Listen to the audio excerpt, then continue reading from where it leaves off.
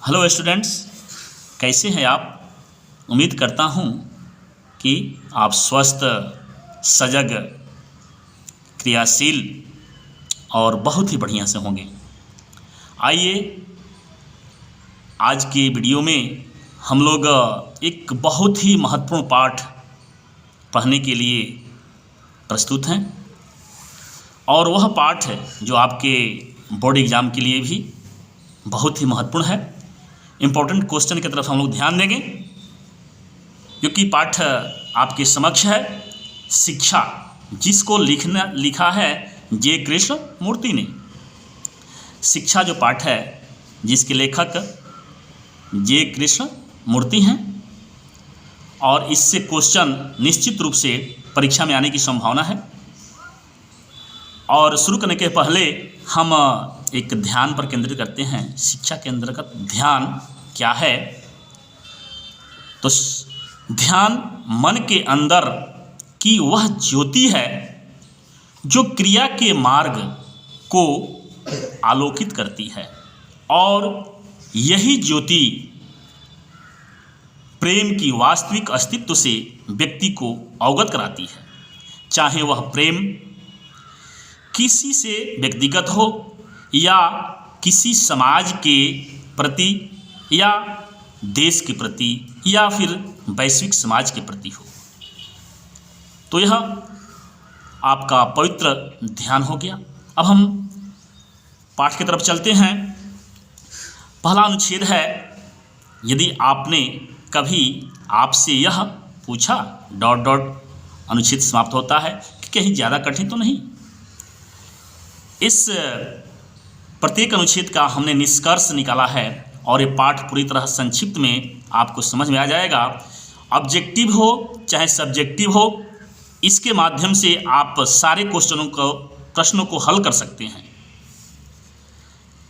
सही से ध्यानपूर्वक अगर आप श्रवण कर लेंगे, पढ़ लेंगे, तो निश्चित रूप से इससे जो भी ऑब्जेक्टिव आएगा और सब्जेक्टिव आएगा, सभी क्वेश्चनों को आसानी से हल कर सकते हैं। इस अनुच्छेद में लेखक ने बताने का प्रयास किया है कि शिक्षा का अभिप्राय क्या है। शिक्षा का अभिप्राय लेखक के दृष्टिकोण में केवल परीक्षाएं उत्तीर्ण करना नहीं, जीवन में केवल ऊंचा स्थान पाना नहीं या प्राप्त करना नहीं, दूसरे के साथ स्पर्धा करना ही नहीं, किसी उद्योग में लग जाना ही नहीं, अपनी जीविका चलाने के योग्य बन जाना ही नहीं, अपितु हमें बचपन से ही जीवन की संपूर्ण प्रक्रिया समझने में सहायता करना है। अर्थात शिक्षा का मूल उद्देश्य क्या हुआ? इस अनुच्छेद में हम देखें कि हमें बचपन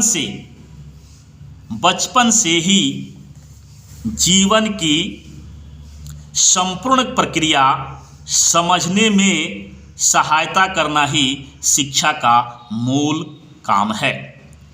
शिक्षा का मूलभूत काम यही है कि हमें बचपन से ही जीवन की संपूर्ण प्रक्रिया समझने में वह सहायता करे, यही शिक्षा का उद्देश्य है। निस्संदेह ही शिक्षा का मतलब कोई व्यवसाय या उद्योग खड़ा कर लेना ही नहीं है। केवल गणित, रसायन शास्त्र, जीव विज्ञान, भूगोल, इतिहास आदि विषयों में प्रवीणता प्राप्त कर लेना ही नहीं है, वरन जीवन को समझना इन सब से बढ़कर के है। अब हम दूसरी अनुच्छेद में पहुंचते हैं, यह जिसमें शिक्षक विद्यार्थी सबके लिए नसीहत भरी बात कही गई है। तो आइए अनुच्छेद को देखते हैं। चाहे कोई शिक्षार्थी या शिक्षा प्रदाता, सभी के लिए जीवन पशु पक्षी जीव जंतुओं से भरा परिवार जैसा है। चाहे वो विद्यार्थी हो, चाहे शिक्षा देने वाला अर्थात गुरु हो, सबके लिए जीवन पशु पक्षी जीव जंतुओं से भरा परिवार जैसा है। यानी सभी जीवधारियों का जो परिवार है वह अपने जैसा है, सभी का जीवन अपने जैसा है। सबके लिए जीवन दीन भी है और अमीर भी है। सबके लिए जीवन क्या है? दीन भी है और अमीर भी है। जीवन के समुदाय में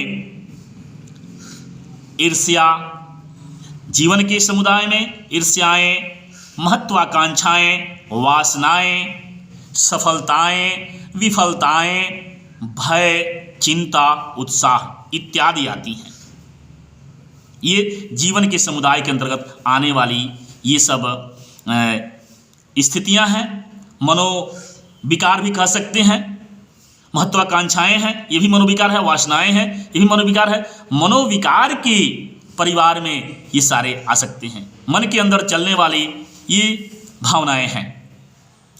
जीवन को सही रूप से समझना और इससे सही रूप से तारतम्य बैठाकर जीवन जीने की सम्यक प्रक्रिया सिखाना ही शिक्षा है।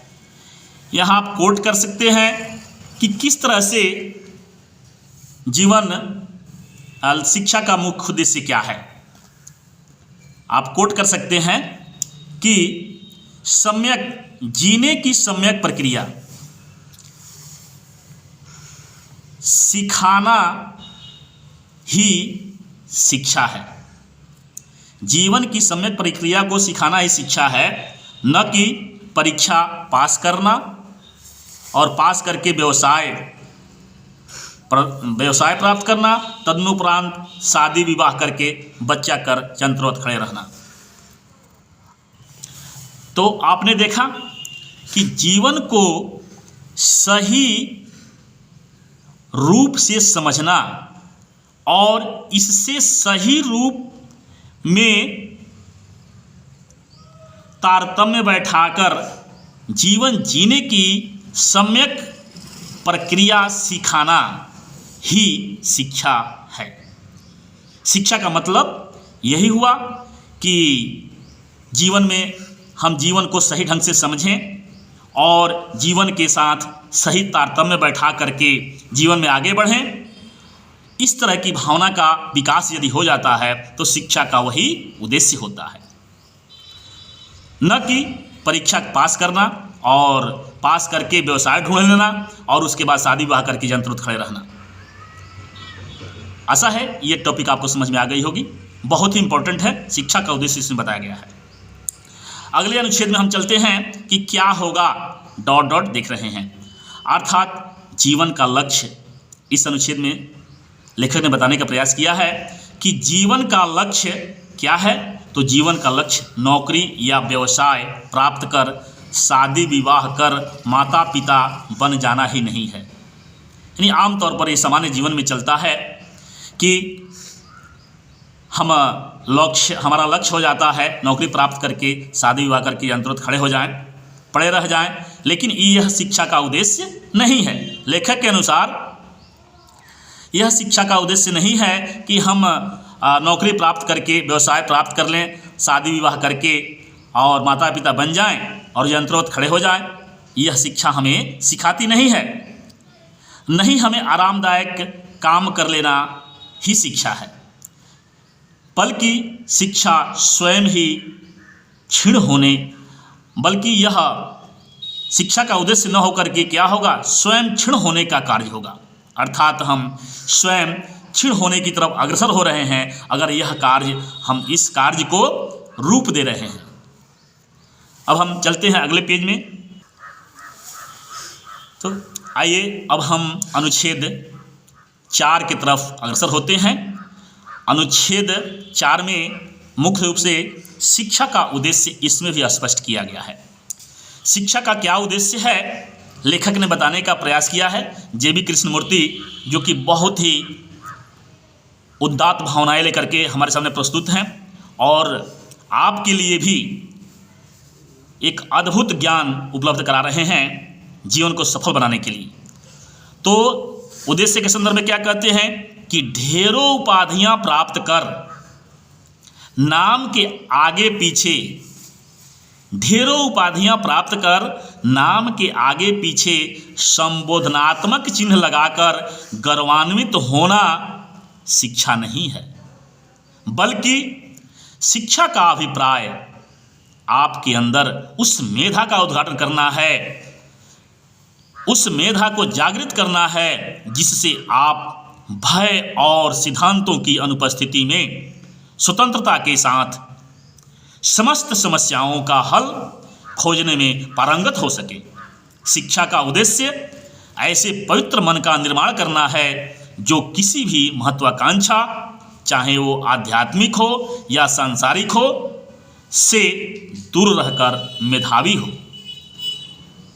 अर्थात इसमें लेखक ने जो मुख्य उद्देश्य आपके सामने दिया है कि शिक्षा का अभिप्राय क्या है, तो एक बार पुनः रिपीट कर लें कि शिक्षा का अभिप्राय आपके अंदर उस मेधा का उद्घाटन करना है, उस मेधा को जागृत करना है जिससे आप भय और सिद्धांतों की अनुपस्थिति में स्वतंत्रता के साथ समस्त समस्याओं का हल खोजने में पारंगत हो सकें। तो इस तरह से यह अनुच्छेद आपके समक्ष बहुत ही महत्वपूर्ण तथ्य रखता है और इससे प्रश्न आने की संभावना है। अब हम अगले अनुच्छेद में चलते हैं, अनुच्छेद 5 में, कि आप जानते हैं कि बचपन डैश डैश ज्वाला प्रकाशमान हो। अर्थात मेधा का सम्यक विकास तभी संभव है जब बचपन से ही वातावरण भयमुक्त हो, स्वतंत्रता से युक्त हो। स्वतंत्रता ऐसी ही मन चाहे कार्य करने की नहीं, अपितु स्वतंत्रता जीवन की संपूर्ण प्रक्रिया समझने की हो। यहाँ पर लेखक ने बहुत ही महत्वपूर्ण तथ्य आपके सामने रखा है। आप देख रहे हैं, ये बचपन से ही वातावरण भयमुक्त हो, यानी सम्यक विकास तभी संभव है। सम्यक विकास कब होता है? जब बचपन से ही वातावरण भयमुक्त हो, स्वतंत्रता से युक्त हो। वातावरण भय से मुक्त हो और स्वतंत्रता से युक्त हो। स्वतंत्रता कैसी होनी चाहिए? तो स्वतंत्रता ऐसी ही मनचाहे नहीं होनी चाहिए। मनचाहे कार्य करने की स्वतंत्रता नहीं, अपितु स्वतंत्रता जीवन की संपूर्ण प्रक्रिया समझने की हो। जीवन के इस ऐश्वर्य को प्राप्त कर अद्भुत सौंदर्य को महसूस कर सकेंगे। यदि आप इस स्थिति को प्राप्त करते हैं तो आप महसूस कर सकेंगे, आप जीवन के ऐश्वर्य को प्राप्त कर सकेंगे और आप अपने अंदर अद्भुत सौंदर्य को धारण कर सकेंगे।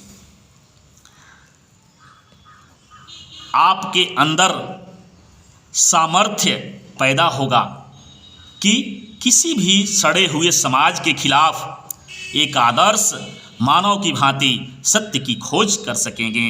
किसी का अनुकरण करना शिक्षा नहीं है, अपितु सत्य की खोज करना ही सच्ची मेधा का प्रतिफल है। यहाँ भी बहुत बढ़िया टॉपिक आपको देखने को मिला। ये तो प्रश्न संभावित है कि यह आपके परीक्षा में आने की संभावना रहेगी, इसलिए इस टॉपिक पर विशेष आप ध्यान रखिएगा कि जब शिक्षा से ही वातावरण क्या हो, यानी सम्यक विकास कैसे संभव है। प्रश्न आ सकता है कि सम्यक विकास क्या है, शिक्षा का मतलब क्या है? तो शिक्षा का मतलब सम्यक विकास से है। सम्यक विकास कब होगा? जब बचपन से ही वातावरण भयमुक्त होगा, स्वतंत्रता से युक्त होगा। और वह स्वतंत्रता भी कैसी होनी चाहिए? स्वतंत्रता ऐसी मनचाहे कार्य करने की नहीं, अपितु स्वतंत्रता जीवन की संपूर्ण प्रक्रिया समझने की हो। तो इस तरह से आशा करता हूँ यह अनुच्छेद आपको समझ में आ गया होगा। अब अगले अनुच्छेद की तरफ हम अग्रसर होते हैं। अनुच्छेद 6, आप ध्यान से देखते हैं कि क्या आप जानते हैं कि स्वयं इसी में रहना चाहते हैं? डैश डैश बीच में है, यानी अनुच्छेद तक हम पहुंच गए। अब इसमें कवि लेखक ने क्या बताने का प्रयास किया है कि महत्वाकांक्षा क्या होती है और सड़ा समाज क्या होता है। तो सड़ा समाज की परिभाषा लेखक ने यहाँ दी है। देखिए, ध्यान दीजिए, महत्वाकांक्षी स्त्री पुरुषों की दुनिया जो प्रतिष्ठा के पीछे दौड़ती है और इसे पाने के लिए संघर्षरत है। यहाँ प्रत्येक मनुष्य किसी न किसी के विरुद्ध में खड़ा है और आराम के लिए संघर्ष कर रहा है। यहाँ भी ये बहुत ही महत्वपूर्ण टॉपिक है। यहाँ से लेकर के और यहाँ तक ये व्याख्या अंश भी आपके लिए आ सकता है और इसे आप कोट कर लेंगे। प्रत्येक मनुष्य किसी न किसी के विरुद्ध में खड़ा है और आराम के लिए संघर्ष कर रहा है। संपूर्ण विश्व ही परस्पर विरोधी विश्वासों, विभिन्न वर्गों, जातियों, पृथक पृथक विरोधी राष्ट्रीयताओं तथा हर प्रकार की मूढ़ता एवं क्रूरता में छिन्न भिन्न होता जा रहा है। इसी परिवेश में सब शिक्षित हो रहे हैं। इसी परिवेश में सब शिक्षित हो रहे हैं तो भ्रांत समाज का ही निर्माण होगा, न कि स्वस्थ समाज का। अर्थात लेखक ने इस अनुच्छेद में बहुत ही महत्वपूर्ण तथ्य दिया है जो आपके प्रश्न परीक्षा के लिए बहुत ही महत्वपूर्ण होंगे। VVI प्रश्न बन सकते हैं कि प्रत्येक मनुष्य किसी न किसी के विरुद्ध खड़ा है। यहाँ से लेकर के और यहाँ तक व्याख्या अंश भी हो सकता है। इसको हम याद कर लेंगे, बढ़िया से समझ आशा है कि तथ्य समझ में आ जाएगा आपको कि प्रत्येक मनुष्य किसी न किसी के विरुद्ध में खड़ा है। आज हम समाज को देखते हैं तो आपको देखने से स्पष्ट हो जाता है, चाहे राजनीतिक क्षेत्र हो चाहे सामाजिक क्षेत्र हो, प्रतिद्वंदिता हर जगह देखने को मिलती है। एक दूसरे के विरुद्ध खड़ा आदमी दिखाई पड़ता है और वह इस तरह से खड़े होने से परस्पर ईर्ष्या द्वेष की भावना जो पैदा होती है, समाज में विघटनकारी शक्तियाँ पैदा हो जाती हैं। तो इसको दूर करने के लिए लेखक ने आगे भी प्रयास बताया है, हम लोग आगे के अनुच्छेद में देखेंगे। बहरहाल हम लोग इस अनुच्छेद को समझे कि इस अनुच्छेद में कवि ने सड़ा समाज किसे कहा है। अगले अनुच्छेद पर हम चलते हैं कि शिक्षा का मतलब तब क्या है। जब हमारे सामने सड़ा समाज उपस्थित ही हो जाता है और परस्पर विरोधी भावना वाले लोग रहते हैं, एक दूसरे के विरुद्ध पृथक पृथक राष्ट्रीयतावादी भी रहते हैं, हर प्रकार की मूर्खता क्रूरता में छिन्न भिन्न होकर के समाज जी रहा है, तो आखिर स्वस्थ समाज क्या है, शिक्षा का मतलब तब क्या होगा। तो अगले अनुच्छेद में देखिए, शिक्षा का पुनीत कार्य क्या होगा। शिक्षा का पुनीत कार्य क्या हो सकता है, तो सड़े हुए समाज के ढांचे के अनुकूल न बैठकर पूर्ण स्वतंत्रता युक्त होकर के भिन्न भिन्न समाज का निर्माण करना और इस समाज से यानी सड़े हुए समाज के ढांचे से हमें अलग होना पड़ेगा। शिक्षा का यही पुनीत कार्य होगा कि शिक्षा हमें यह स्पष्ट करती है, JB कृष्णमूर्ति जी बताते हैं कि शिक्षा का पावन पुनीत कार्य क्या होगा, तो वह यही होगा कि सड़े हुए समाज के ढांचे से हम निकलें और स्वस्थ समाज की हम परिकल्पना करें। तो आइए अगले पृष्ठ में चलते हैं। तो अभी हम नूतन समाज की सही शिक्षा का स्वरूप क्या होना चाहिए, उसका पावन पुनीत कर्तव्य क्या है। शिक्षा का काम है एक नूतन वैश्विक समाज का निर्माण करना। अगर सही मायने में आप शिक्षित होते हैं, सही मायने में शिक्षा के स्तर को पहचानते हैं, तो एक नूतन वैश्विक समाज का निर्माण आप कर सकते हैं। पावन इस कार्य में विलंब न हो, इस पावन पुनीत कार्य में विलंब न करके अविलंब एक स्वतंत्रता पूर्वक वातावरण तैयार करना होगा, जिसमें रहकर मेधावी स्वरूप धारण करते हुए सत्य की खोज किया कर सके। इन्हें ऐसा परिवेश बनाना होगा, ऐसा माहौल बनाना होगा कि उसमें खड़ा होकर, उसमें आप खड़े होकर एक ऐसे नूतन वैश्विक समाज का निर्माण कर सकें और सत्य की खोज कर सकें। इसी परिवेश में आप एक मनोवैज्ञानिकता की परिधि में रहकर सड़े गले समाज की परंपराओं को तोड़ सकते हैं। यहाँ लेखक ने बहुत बड़ी बात कही है कि आपके अंदर वो सामर्थ्य, वो ओज, उस शक्ति आ जाएगी कि आप इस स्वतंत्रता पूर्वक वातावरण में बैठ करके, उस परिवेश में बैठ करके आप मनोवैज्ञानिकता की परिधि में स्थिर रहेंगे और रह करके एक ऐसी भावना, एक ऐसी धारणा आपके अंदर पैदा होगी, एक ऐसा विचार आपके अंदर आएगा, एक ऐसा तेज आपके अंदर आएगा कि आप उस तेज की परिधि में रहकर सड़े समाज की परंपराओं को तोड़ सकते हैं तथा अविच्छिन्न होकर सत्य, प्रेम को निरंतर और तीव्रता के साथ शीघ्र भी कर सकते हैं।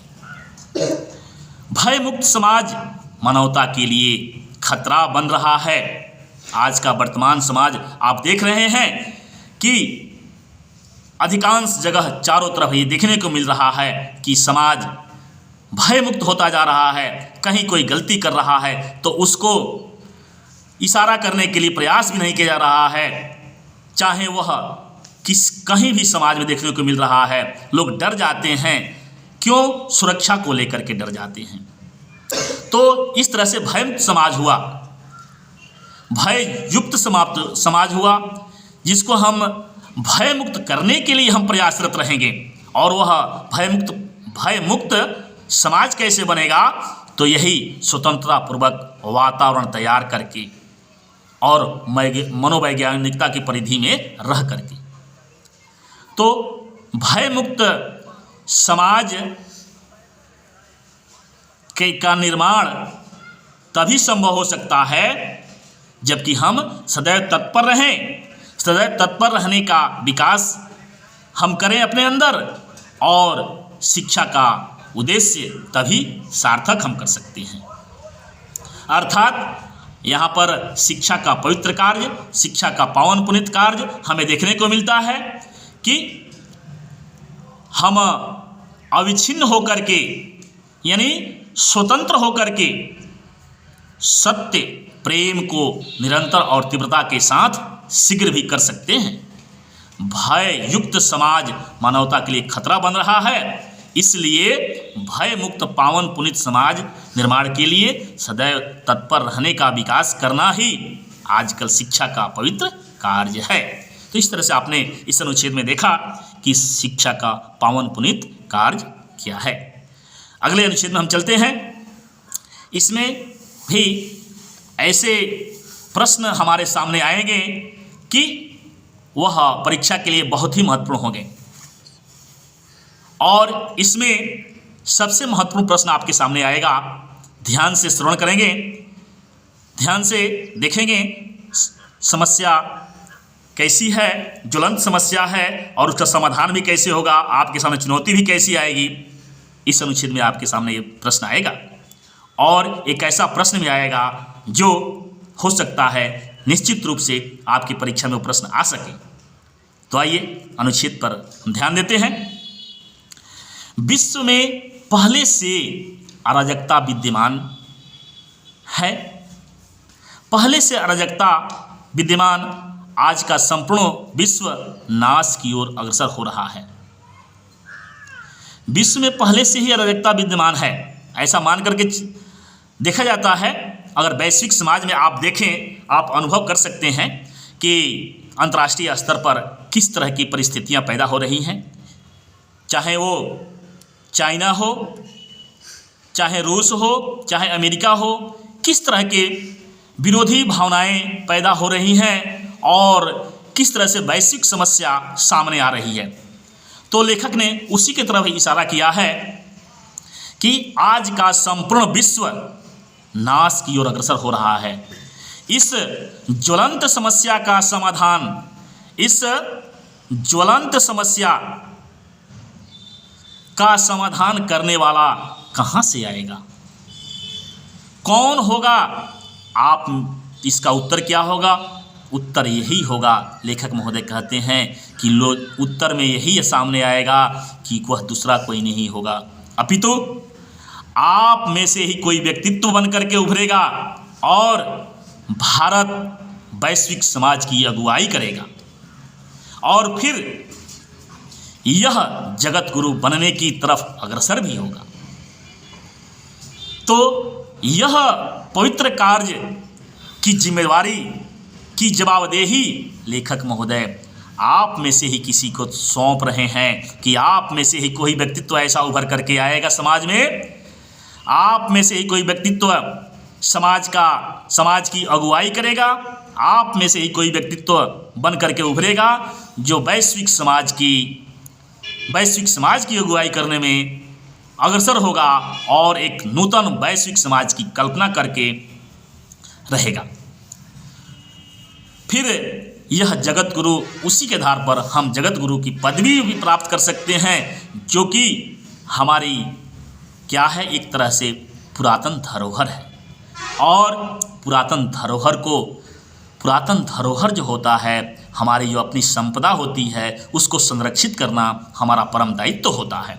तो शिक्षित होने का तात्पर्य यही है कि आपके अंदर इस ज्वलंत समस्या का समाधान करने की क्षमता का विकास होना चाहिए और आप में से कोई यदि बनता है, यह आपके ऊपर निर्भर करता है। आप अपनी चेतना को कैसे विकसित करते हैं, अपनी शक्ति को कैसे जगाते हैं, और इस शक्ति को जगाने के लिए लेखक ने बहुत ही सुंदर विचार दिया है। आगे देखिए, इसके लिए इसके त्रिरत्न का यह जो होगा, जो आप अग्रसर होंगे, उसके लिए त्रिरत्न का सम्मिश्रण तैयार करना होगा। आपके लिए लेखक ने रणनीति भी बना दिया है कि आप कैसे कर सकते हैं कि इसके लिए त्रिरत्न का सम्मिश्रण आप तैयार करेंगे और उसमें से पहला जो होगा, सत्य को सीखना होगा। यानी पहला जो मिश्रण होगा सत्य को सीखना, दूसरा मिश्रण होगा क्रांति करना, क्रांति की तरफ भी अग्रसर होने के लिए हमेशा तत्पर रहना, यानी क्रांति करना दूसरा।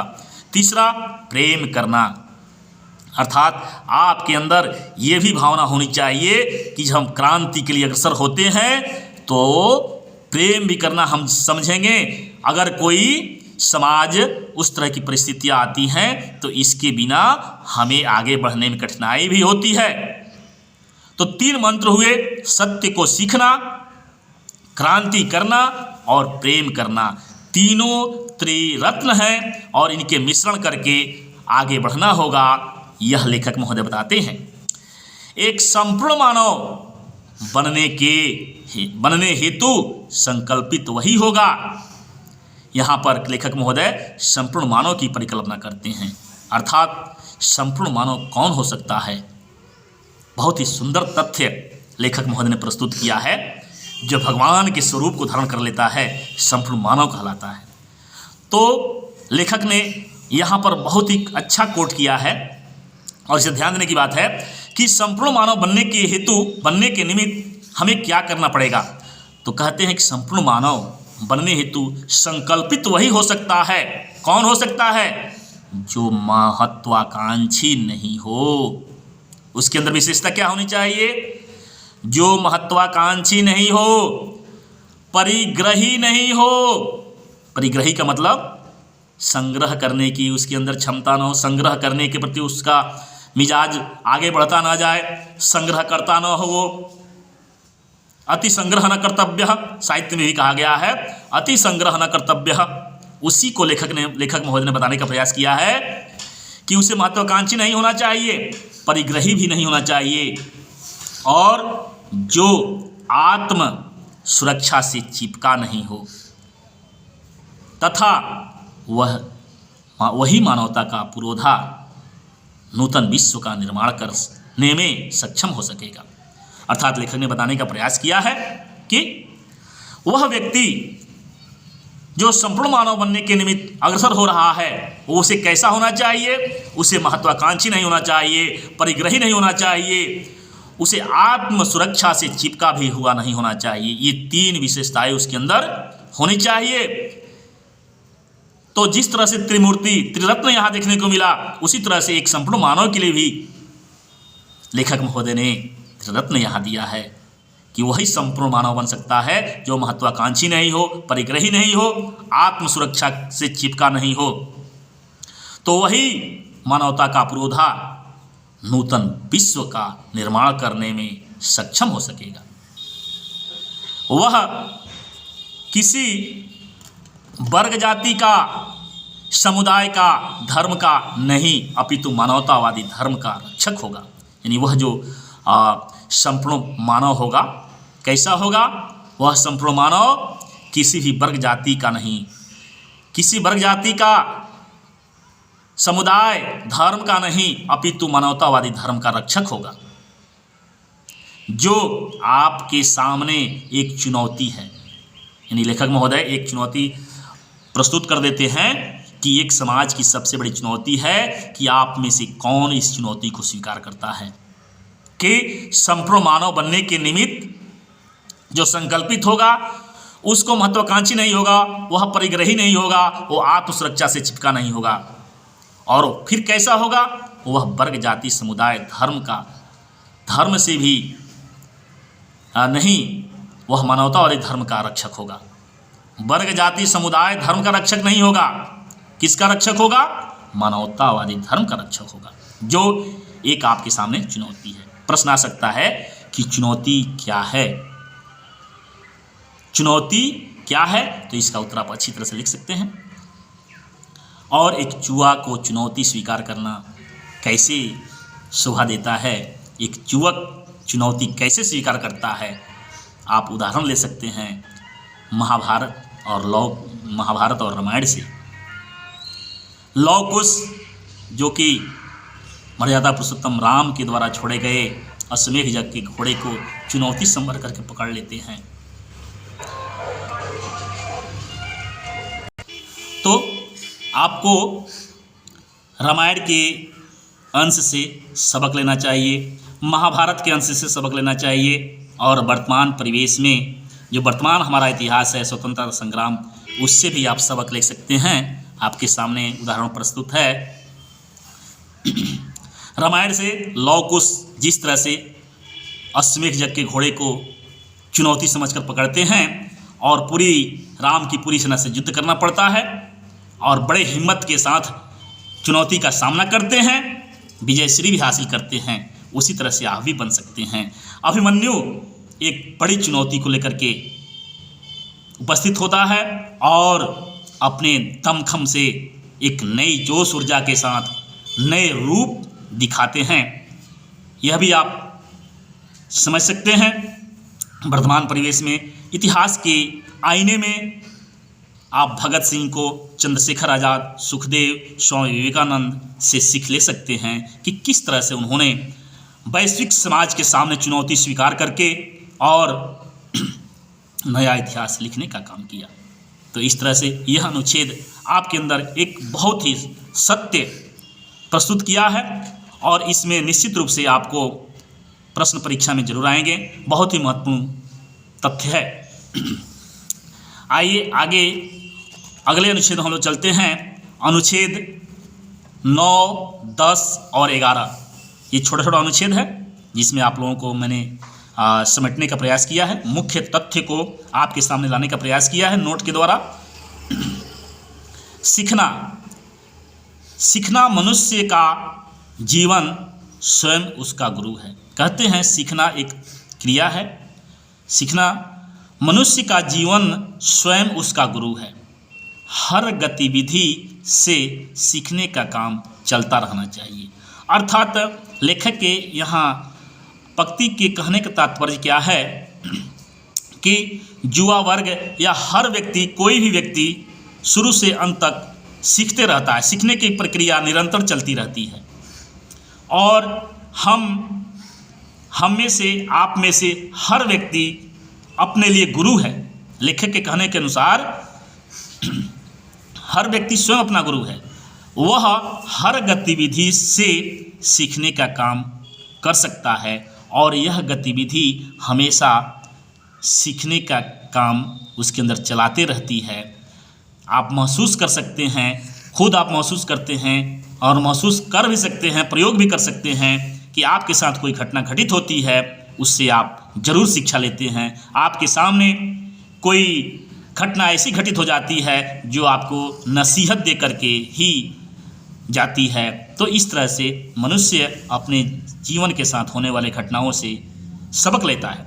चलिए अगले पृष्ठ में हम चलते हैं। तो आपने देखा कि सीखना क्या है और आपके जीवन के लिए हर गतिविधि आपको शिक्षा का माध्यम बन सकती है। लेखक महोदय कहते हैं कि प्रत्येक वस्तु आपके लिए शिक्षा यानी सीखने का माध्यम है। सीखने के लिए लगन की बहुत ही आवश्यकता है। बहुत ही अच्छा कोट लेखक ने कहा है। लेखक ने यहाँ बहुत ही अच्छा कोट दिए हैं कि सीखने के लिए लगन की बहुत ही आवश्यकता है। तल्लीन होकर किसी वस्तु के सत्य का उद्घाटन किया जा सकता है। यानी किसी भी सत्य का उद्घाटन करने के लिए हमें लगन की बहुत ज़रूरत होती है। तल्लीनता यानी एकाग्र होकर के, एक होकर के, मन लगा करके कहा गया है कि लगन यदि सच्ची रहे, सेवा हो निष्काम, कहा संभव जा नहीं सकता कोई काम। तो इसी तरह से लेखक ने भी यहाँ बताने का प्रयास किया है कि प्रत्येक वस्तु आपके लिए शिक्षा का माध्यम है। सीखने के लिए लगन की बहुत ही आवश्यकता है। आप तल्लीन होकर के किसी वस्तु के सत्य का उद्घाटन कर सकते हैं, आपके द्वारा किया जा सकता है। अब बताते हैं आगे कि महत्वाकांक्षा अच्छा या बुरा, यानी आपके अंदर या किसी के अंदर कोई महत्वाकांक्षा है, किसी तरह की महत्वाकांक्षा है, तो वह महत्वाकांक्षा कैसी है, वह महत्वाकांक्षा कैसी है, यहाँ पर लेखक ने बताने का इस अनुच्छेद में प्रयास किया है। अच्छा है या बुरा है। देखिए क्या कहते हैं लेखक महोदय।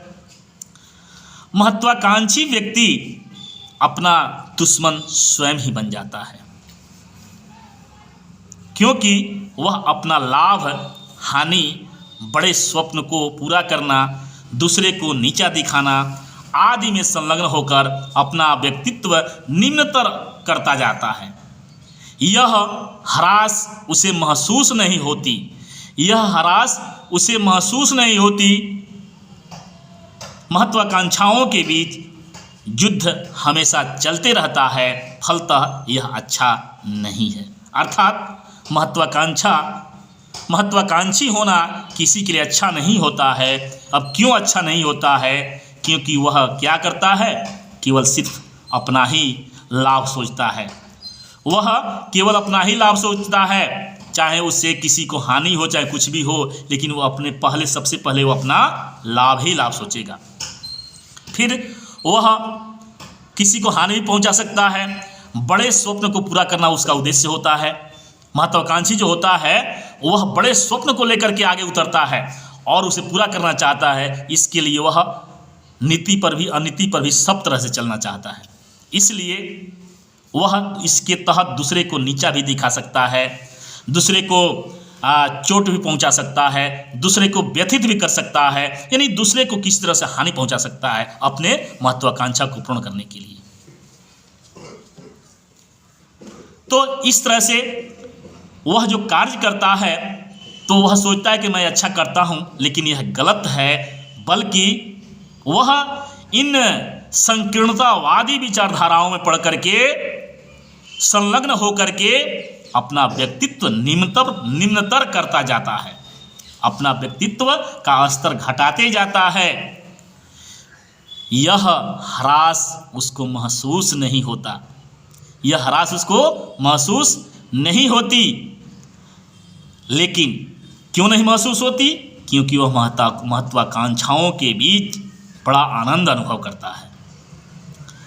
इस तरह से महत्वाकांक्षियों के बीच जो होता है युद्ध हमेशा चलते रहता है।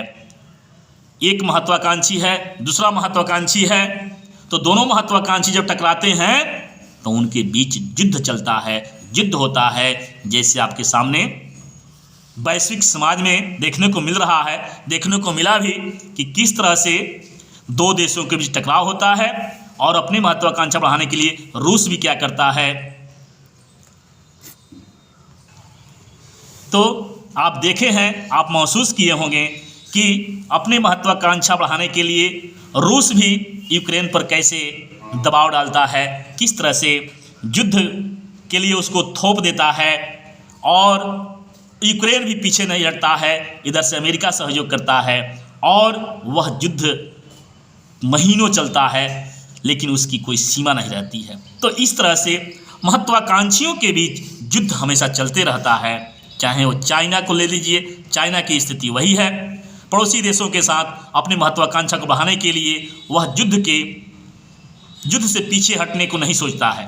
फलतः यह महत्वाकांक्षा अच्छी नहीं है, महत्वाकांक्षा अच्छी नहीं, महत्वाकांक्षा किसी के लिए हो वह अच्छी नहीं है। तो आइए अगले अनुच्छेद में हम लोग चलते हैं।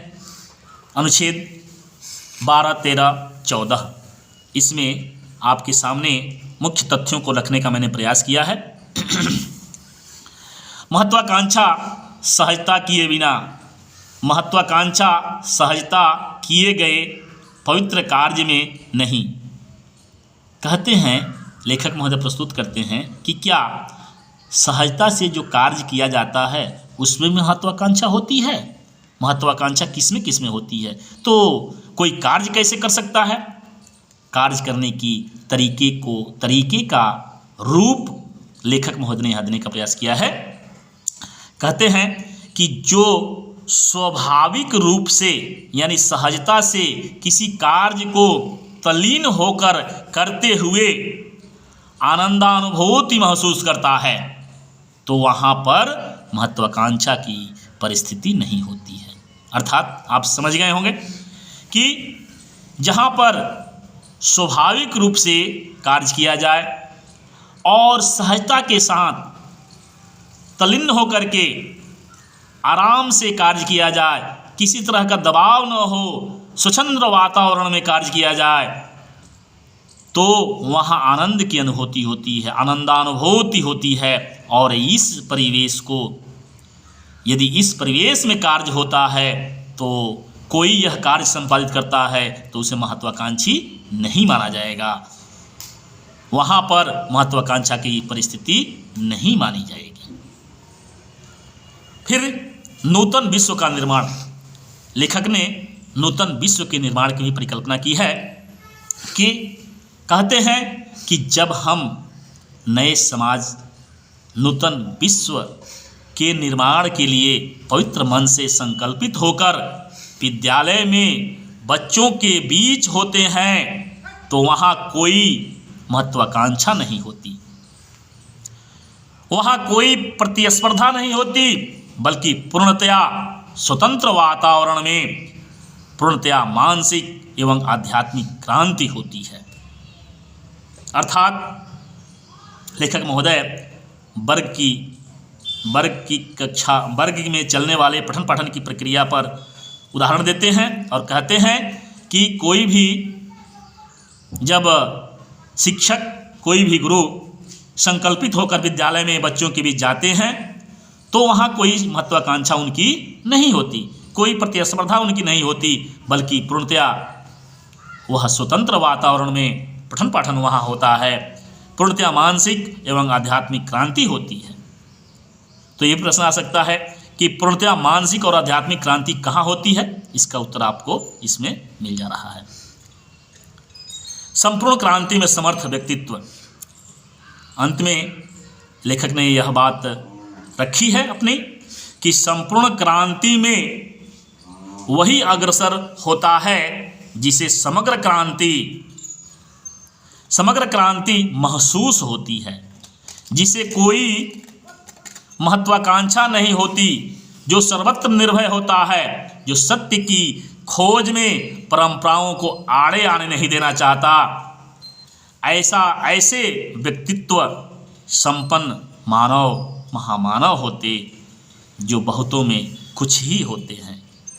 अर्थात लेखक महोदय के कहने का तात्पर्य ये है कि संपूर्ण क्रांति जो होती है और संपूर्ण क्रांति में अग्रसर कौन होता है, इसके प्रति उन्होंने विचार रखा है कि संपूर्ण क्रांति में अग्रसर वही व्यक्ति हो सकता है जिसे समग्र क्रांति महसूस होती है।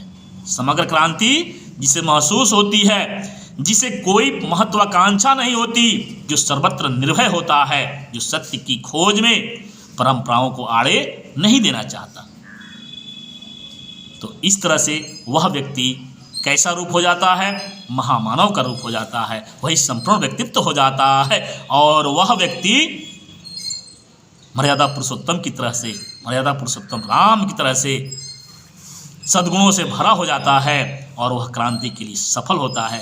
वह समाज की अगुवाई करता है और उसमें उसको सफलता मिलती है। इस तरह से ये कृष्णमूर्ति जी का यह पाठ समाप्त होता है और आप लोगों को यह परीक्षा में आने की इससे ज़्यादा क्वेश्चन, 2 क्वेश्चन आने की संभावना रहेगी। ऑब्जेक्टिव में भी आ सकती है, क्वेश्चन आ सकता है और सब्जेक्टिव में भी निश्चित रूप से इससे क्वेश्चन आएगा। आप इसे अच्छी तरह से पढ़ लेंगे। धन्यवाद। जय हिंद, जय भारत।